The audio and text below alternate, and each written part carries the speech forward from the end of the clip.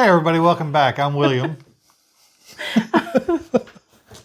I'm Kina.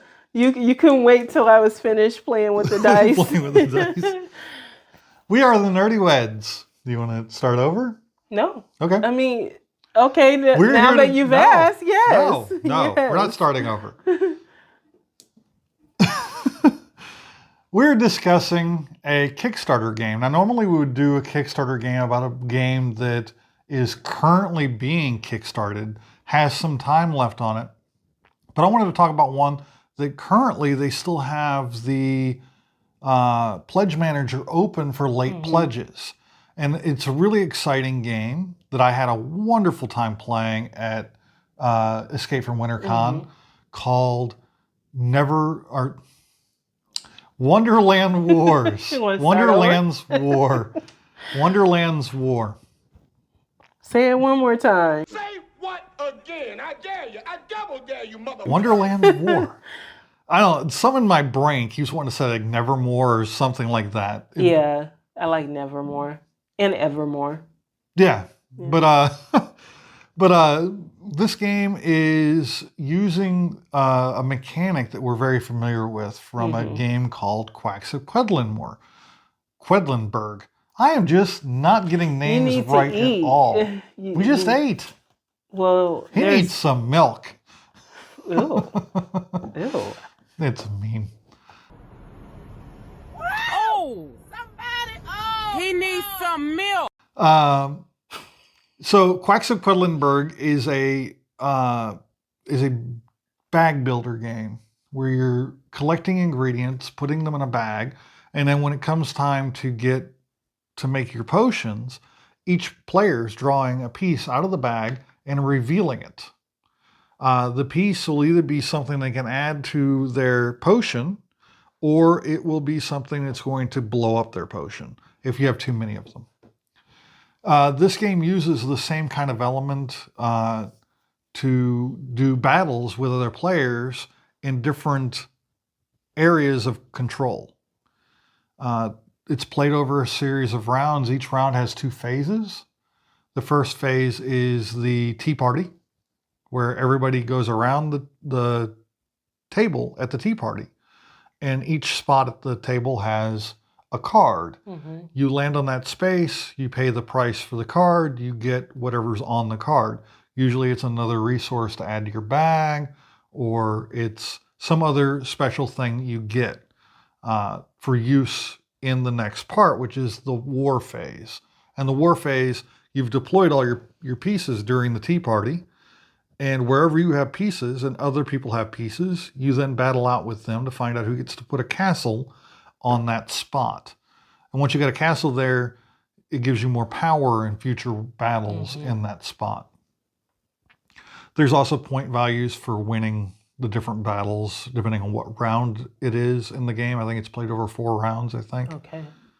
What's the max amount of players? It is a 2 to 5 player game. And you guys had 5 people. We had playing. 5 players, and it went really well. It went, it's not a short game, especially at 5 players, but I didn't feel like it was a game that drug on. There was some analysis to be done. The tea party, for instance, is around the table, the tea party, and it's a rondel. And all the players can only go clockwise around the table, except for Alice goes counterclockwise around the table, so that player can get access to stuff. And if you go around the table and you come back to the head of the table, you have to take and roll a die that gives you corruption crystals, and then it resets all of the empty spaces where there aren't other players around the table with new cards. And that's how I get new cards out after people have taken cards. So what did you like about the game? Was it the push your luck element?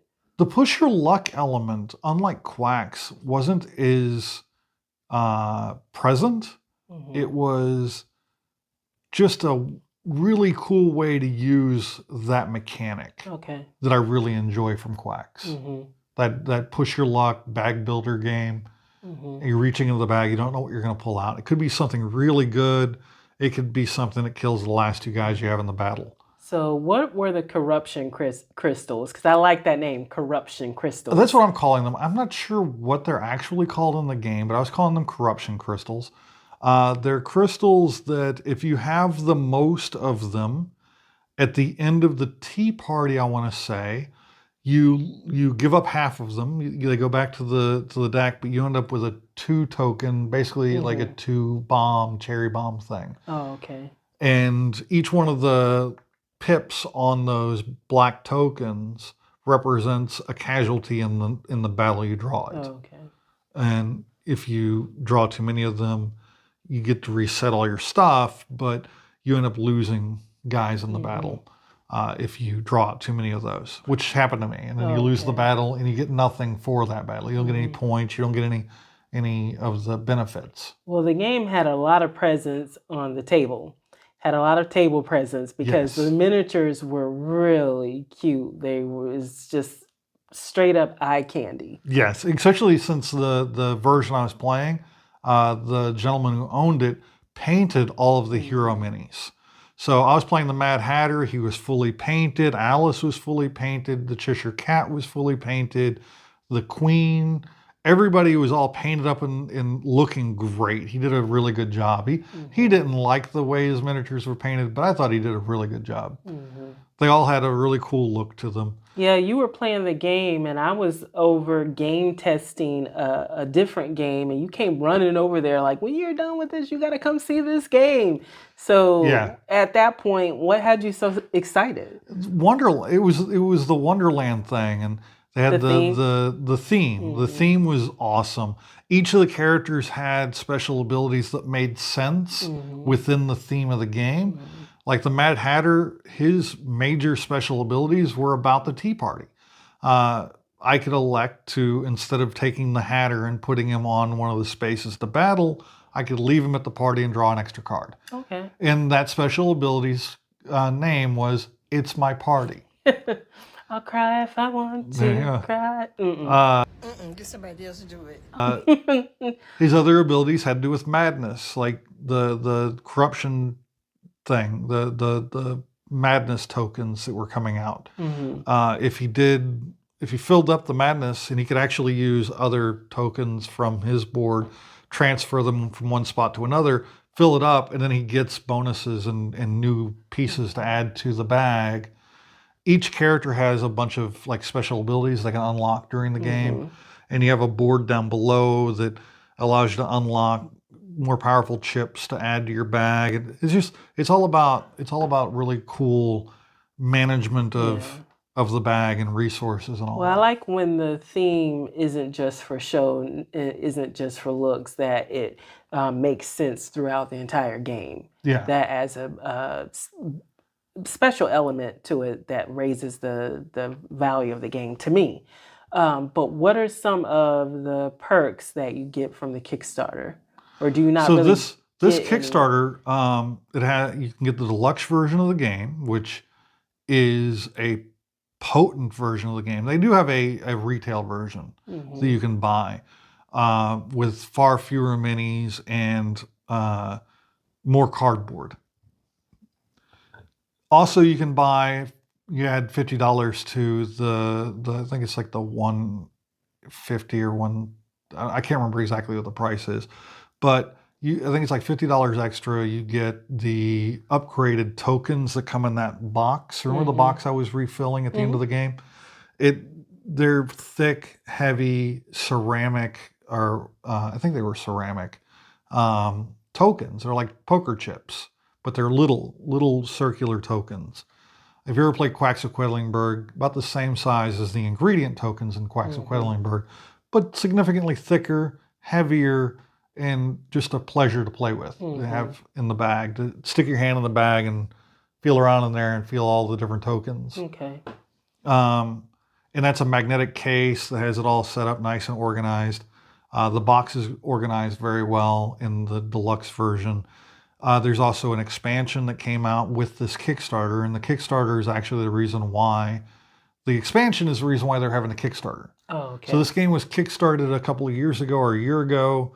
They came out with an expansion, and when they did the Kickstarter, they did a reprint of the deluxe version of the game, along with those deluxe tokens and all that stuff. Did a reprint. Okay. And that's what I got in on.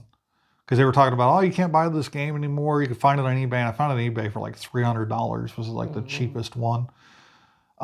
With the expansion and the deluxe chips and a set of die. It's a 6-sided die for each of the different characters that's specially made for each character, and it keeps track of their power level. Okay. So instead of using a little tracker token thing down on your board, you have a die that you flip over to different numbered values, and they're custom made for each of the different, like the Mad Hatter has his own die, Cheshire Cat has his own.